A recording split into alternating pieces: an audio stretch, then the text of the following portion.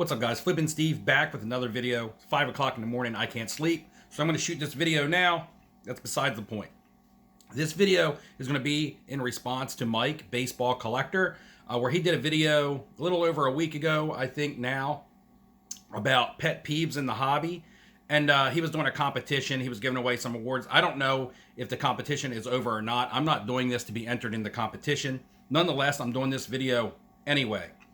Before I dive in, I'm going to do a giveaway for this video, guys. Haven't done a video with a giveaway in a while. Today, I was at my local Walmart.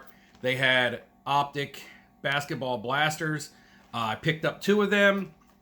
I'm going to give one away on the channel. I'll save the other one for another giveaway to a later date, so stick around. I'm going to ask you at the end to comment below.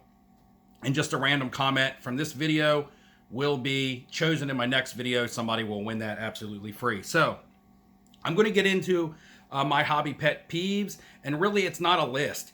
It's not a list of certain things pertaining to this, pertaining to that. You know, you could do a list of pertaining to investing, collecting, content creation, of course, and you could just narrow it down section by section, but that's not how I'm going to do this. I'm going to do this under one general umbrella. And also, I would like to note that things such as altering cards is not cool. All right, unacceptable. Shill bidding, unacceptable. Bad breaks and things like that, unacceptable. You know, lots and lots of things in the hobby that are unacceptable. And, you know, they're from certain people being shady. You know, it takes somebody to do something like that. But the majority of the people in the hobby are not that way, okay? The reason why the small things get emphasized so much on channels and things like that, and I don't mean small things, I just mean the reason why things like this get emphasized so much is because they don't happen that much. So when they do happen, they make everybody's videos, and that's all that they talk about. And there's so much positive out there and good stuff, it just gets lost in the shuffle. There's too much good stuff to talk about that people talk about the bad stuff and pick it out. And that's not even what this may turn into a rant is about. You know, I did a giveaway for the National 2 years in a row, which was something I was doing to try to help a fellow person in the hobby to, you know, maybe make a trip that they would never get to do. And I'm a small channel. I didn't do it for notoriety or anything like that, but it didn't get any notoriety. Not anybody from the bigger channels, you know, the people putting out news, the people who want views, none of them touched on it. None of them talked about it. None of them even told their viewers and sent their viewers over to get a chance to win. You know why? Because it was something that somebody was doing that was positive, and it wasn't negative, or it wasn't dramatic. You know, it was actually something good that I was trying to do, and nobody wanted to, you know, publicize it or make it bigger. You know, it could have been a lot bigger, could have been a lot better for someone. But anyway, that's just one example, and that's just with me, and I'm small time, small fish, right? So what I want to talk about is people telling people how they should hobby, right?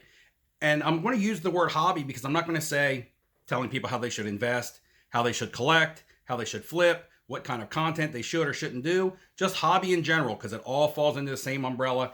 And you have people who just want to tell other people, this is how you should hobby. This is how you should do it. You're doing right. You're doing wrong. Blah, blah, blah. You know, if you're a collector, you can't sell. If you're a seller, can you collect? I don't know. Who makes the rules? You know, you can clean your cards with this, but you can't clean with this. This is altering. This isn't. Where are the written rules, and who is, you know, governing this? You know, people want to put out content with their takes on it. However, they want to end the title of their content with question marks because nothing that they have is firm. It's just all opinionated. And it tends to be regurgitated and regurgitated. And there's something for everyone in this hobby, folks. You can buy, flip, sell, make money, collect, whatever. And you can do it with whatever you want to do it with. If you want to buy vintage baseball cards, buy vintage baseball. You know, that's what a lot of people like. If you want to buy something different and buy Marvel cards, that's fine too. If you like modern basketball, awesome, that's your thing.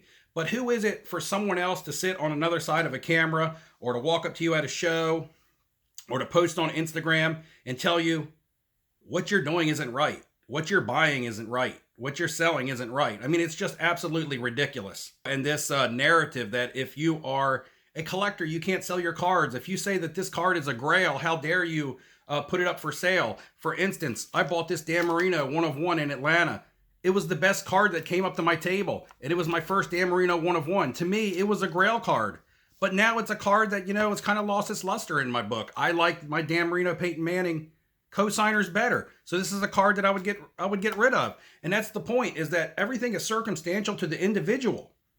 And the individual makes the hobby to be what they want it to be for themselves, right? I sold a card a couple months back. That was a card I never thought I would get rid of. However, my daughter wants to get married, and I've touched on this. And selling that card is going to help me pay for a nice wedding for my daughter. So, I did so.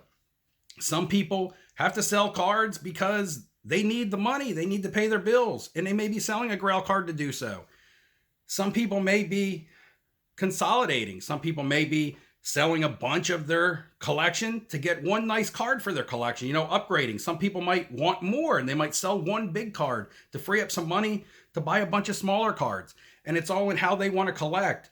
And if they want to sell off a grail card, another one, for example, for me would be a Larry Bird Magic Johnson rookie card.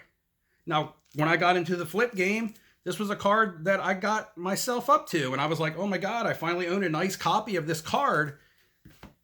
And then I went out and was able to pick up a 1 of 2 laundry tag autographed Larry Bird. This is now my favorite Larry Bird card, my favorite basketball player ever.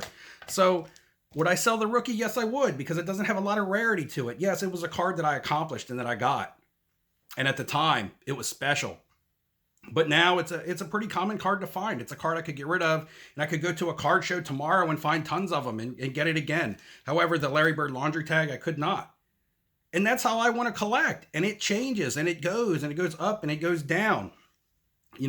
If I buy a card, for instance, $100, and it goes into my collection, and then all of a sudden somebody wants to give me $500 for it, I would probably be stupid not to sell it.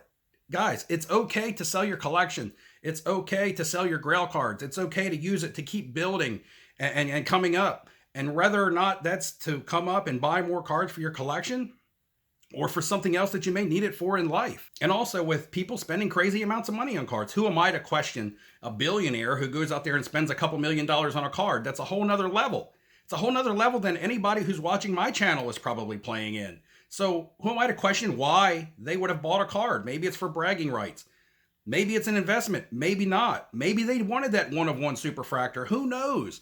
I paid $200 for a Soundgarden card. Who else would do that? Nobody. This is not a good investment. I'm telling you right now, Soundgarden cards are not a good investment.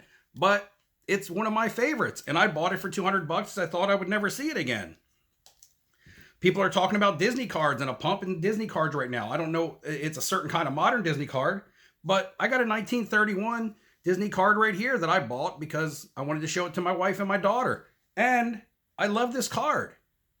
And if you don't like this card, you can kiss my butt, which has more hair on it than my head does. But anyway, too much information. Again and again and again and again. Enjoy the hobby the way that you want to do it. And if you're out there trying to tell people what they should and they shouldn't do, what are you doing? What are you doing yourself worried about other people? If you're a watchdog in the hobby, that's one thing, but be informative. Don't tear others down. Just be informative to others. The other thing is we all make our own decisions, whether that's the money we want to spend, the cards we want to buy, when we want to buy, when we want to sell, the content that we want to watch on a daily basis. Time is even more valuable than money to a lot of us. And we use our time to take in content. So why sit around and watch content that you may or may not like? Definitely if you don't like it, why do you sit around and waste your time watching it and then waste your time talking about it and waste your time commenting on it in the comment section, trolling and things like that? Is that the best that you have to do with your time? I mean, honestly, if you don't like my content, I would tell you not to watch it because I would want you to do something more constructive with your life, with your time. That would be my advice to you. If you don't like what I'm saying right now, please unsubscribe and go watch somebody that you do like, Make the hobby yours. Make your decisions on what you like and enjoy it. Again, with cards, the fact that people are buying cards based on what influencers are telling them to buy is just ridiculous. Would you just go blindly into buying something? For instance, if somebody walked up to you and said, close your eyes, I'm coming with a spoonful of peanut butter, right? And as they say, open your mouth. Would you just trust them and put that in your mouth, or would you sniff first? You'd be like, sniff, oh yeah, that smells like peanut butter.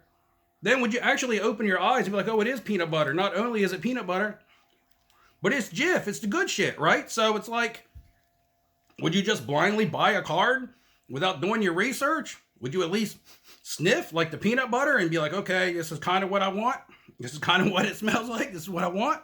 It's safe. From what I understand, the demographic of people that watch my channel is all between the ages of like 24 and 50. We're all grown-ups. We're all adults. We can do what we want. We can talk how we want. We can act how we like in this country, in this, not the entire world, but where we're at. And, we make our own decisions. We buy what we want, not because somebody else tells us to do it. We sell when we want, not because somebody else tells us that we can or that we can't. You could flip the script, but you never see anybody doing it and saying, oh, that was actually good advice. I should have taken it, but I didn't. You only ever hear people complain when something doesn't go right. But anyway, I think that's all that I have. I probably have a lot more that I could just talk about, keep on rambling. But anyway, that's just my major pet peeve, is people telling everyone else how they should or shouldn't hobby or enjoy the hobby. However you want to paraphrase that. Again, if you want to buy football, baseball, Disney, Marvel, whatever makes you happy. If you want to talk about Michael Jackson and Diana Ross and Michael Jackson cards, whatever, there's a place for everybody in this hobby. And it's ridiculous that some people just want to be in everyone else's business, talk about what everybody else is doing, and not even ever talk about themselves. All right, guys, that's all I got for you. That's my pet peeve. Thanks, Mike, for the idea for this video. Comment below, what is your biggest pet peeve? What do you agree with me on? What do you disagree with me on? There might have been some stuff that I left out, but who knows? It's early in the morning. Comment below. Get yourself entered to win this free Optic blaster. I picked this up just to give it away. You know why? Because I want to do something good. And hey, every little bit helps. Take it easy, guys. I'll see you next time.